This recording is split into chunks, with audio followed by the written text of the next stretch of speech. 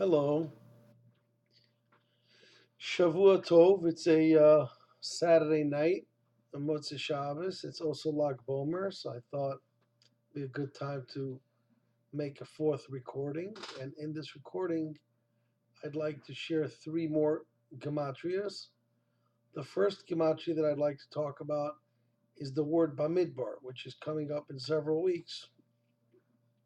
Parshas Bamidbar. And Bamidbar is equal to 248.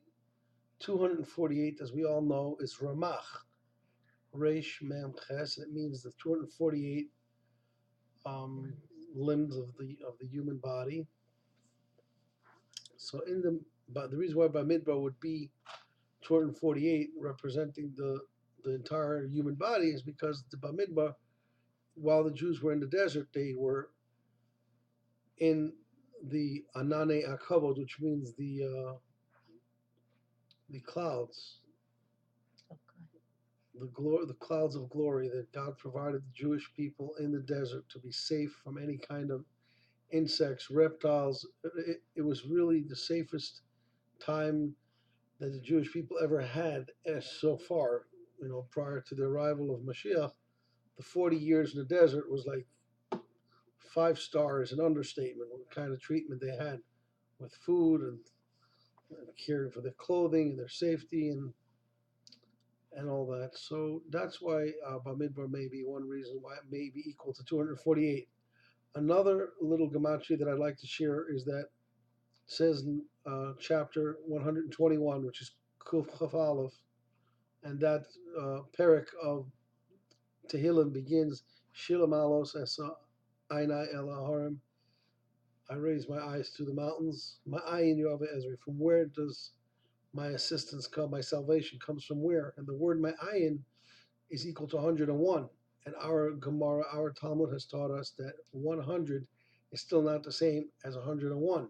101, that one extra effort, one extra time of studying something or trying something, that makes all the difference. So me'ayin is equal to 101 because it means from going that extra mile and ein davar homemade b'fnei haratzon, there is nothing at all that can stand in the way of effort, sincere perseverance and an effort on the part of a person will eventually lead him to success, God willing.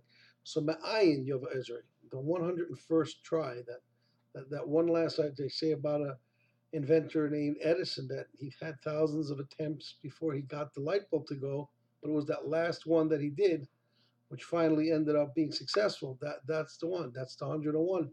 So Ma'ayin is equal to 101, corresponding to what the Talmud teaches us. Ma'ayin Yova Ezri, that you cannot compare 100 attempts to 101 attempts. And the third and final gematria that I'd like to share is that it says in the Pirkei Avos, the Ethics of the Fathers, that second chapter, fifth Mishnah, I believe, says you shouldn't judge people unless you understand their situation. Ein davar omed b'fnei. I'm sorry, it's not ein davar omed. It's Alta. Thank you very much. Alta din es chavarecha achetagia limkomo, and the word limkomo. First, let me translate. Do not judge your friend until you reach his position in life. Limkomo, that one word, that last word, to his place where he's at in life. That word limkomo is equal to 222. So the 200 is in the hundreds, and the 20 is in the tens, and the 2, all of them basically are the number 2, which means there's 2 sides to every single story.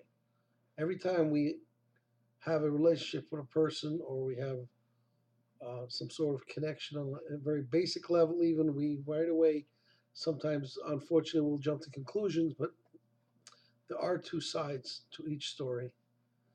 And that's why the word limkomo has the 2 for 222. So that would mean that it's impossible to be quite 100% accurate and objective in the way that we translate or define a situation. We have interpersonal kind of connection with a person that's not working out right, and we're thinking different thoughts. That's all because we don't have the other side of the story, which we can never have because we're not with that other person all the time. So we don't really know why that person is acting the way they are.